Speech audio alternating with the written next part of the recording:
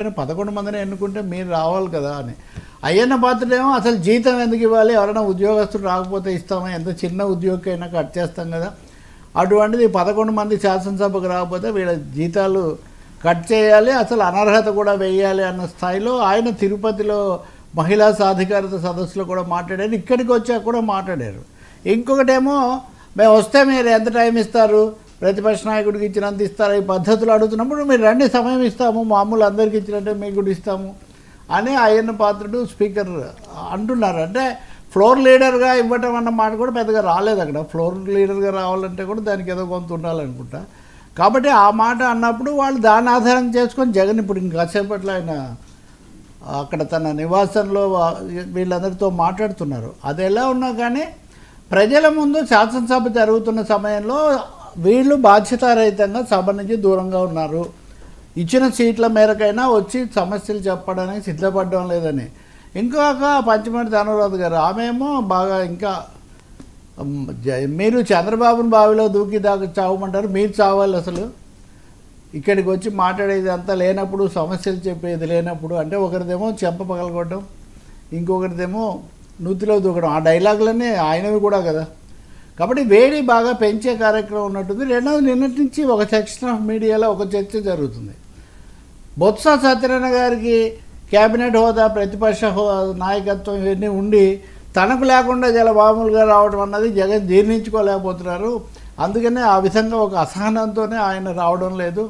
రెండోది కొత్త సభ్యులేమో చాలా బాధపడుతున్నారు. తెలుగుదేశం వాళ్ళు ఈ తాటిపత్తి చంద్రశేఖర్ ఇలాంటి వాళ్ళ పేర్లు ప్రత్యేకించి ప్రస్తావిస్తున్నారు. కాబట్టి ఇక్కడ టీడీపీ దీన్ని వ్యూహాత్మకంగానే జగన్ గైర్హాజరు అన్నదాన్ని రాష్ట్ర ప్రజల దృష్టిలో అది తీవ్ర సమస్యగా పెట్టదలుచుకుంది. పెట్టడంలో తప్పు కూడా ఏం లేదు, ఎందుకంటే సభకు వెళ్ళి రావాలి, ఒకసారి కాకపోతే ఒకసారి ఒక అంశం మీద కాకపోతే ఒక అంశం. నిన్న నేను విన్నాను, ఒక దశలో హాజరై వాకౌట్ చేయాలి అని వాళ్ళు ఏదో భావించారు.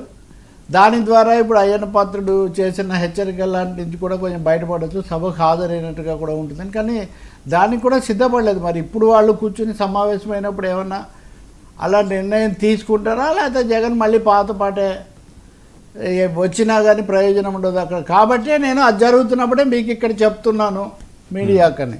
దాని మీద ఒక దాంట్లో చెప్తున్నారు, ఆ కూర్చోబెట్టుకునే వాళ్ళు కూడా చాలా అనుకూల మీడియాను కూర్చోబెట్టుకొని మాట్లాడుతున్నారు. అంటే ఇప్పుడు సాక్షిలో ఇంకో దాంట్లో వస్తే అనుకూల మీడియా ఒక ఇది. నిజానికి అక్కడ జాతీయ పత్రికలు అవి కూడా చాలానే ఉంటాయి, కానీ తెలుగు రాష్ట్ర ఆంధ్రప్రదేశ్కు తెలుగుకు సంబంధించినంత వరకు కొంత అనుకూలంగా ఉండే వాళ్ళనే అక్కడ ఎక్కువ చోటు కల్పిస్తున్నారు. అంటే ప్రశ్నలు వీటికి కూడా ఆయన చాలాసేపు చెప్తారు, అది అయిన తర్వాత ప్రశ్నలకు పెద్ద సమయం ఉండడం లేదనే అభిప్రాయం కూడా ఉంది. ఎనివే ఈసారి అసెంబ్లీ మొదలవుతున్న సమయంలోనే జగన్ రాకపోవడం అన్నది మటుకు ఒక తీవ్రమైన సమస్యగానే దీన్ని ప్రజల ముందు పెట్టడం కనిపిస్తుంది.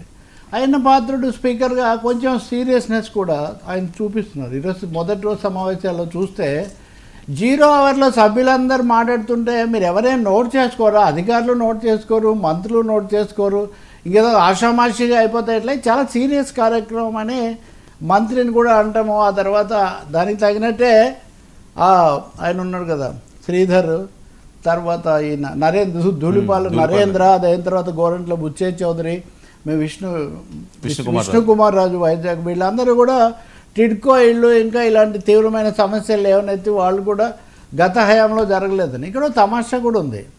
టిడ్కో ఇళ్ళు పూర్తి చేయలేదు, గత ప్రభుత్వం దెబ్బతీసింది, దానివల్ల ఇప్పుడు సరైన విధానం లేకపోతుందని వీళ్ళందరూ అంటుంటే, కడప రెడ్డమ్మ ఆమె మాధవి మటుకు నా దగ్గర 2000 ఇళ్ళు పూర్తయినాయి అంటే ఒక విధంగా కొంచెం సెల్ఫ్గా, అంటే మీరు శ్రద్ధ పెట్టి చేసుకుంటే అవి అవుతాయి కానీ లేకపోతే ఎలా అవుతాయని, లేకపోతే కడప కాబట్టి అది వైఎస్ ఇది కాబట్టి చేస్తున్నారే అక్కడ ప్రత్యేక ప్రాధాన్యత ఇచ్చి తెలియదు. కానీ ఒకటితే మనం చెప్పాలి, ఆ మాధవి గారు అన్నట్టుగా వాటిని పూర్తి చేయడం చాలా అవసరం. 1000 కోట్ల రూపాయల ప్రజాధనం వృధా అయింది.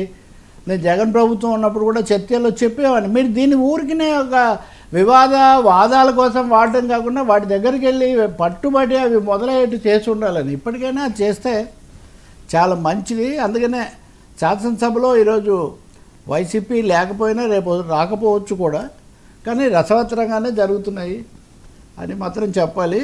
అయ్యన్న స్పీకర్ ప్రోయాక్టివ్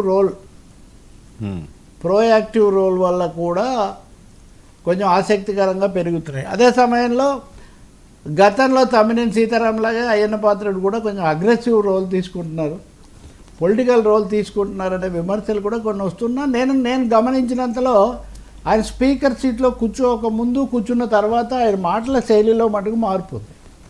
ఈ అధికార హోదా వరకు ఎంతవరకు చెప్పాలో అంతవరకు చెప్తున్నారు ఆయన. అంతకుముందు అయితే చాలా మాట్లాడేవాళ్ళు కదా వాస్తవం. అది రఘురామకృష్ణరాజు గారు కూడా యథాశక్తి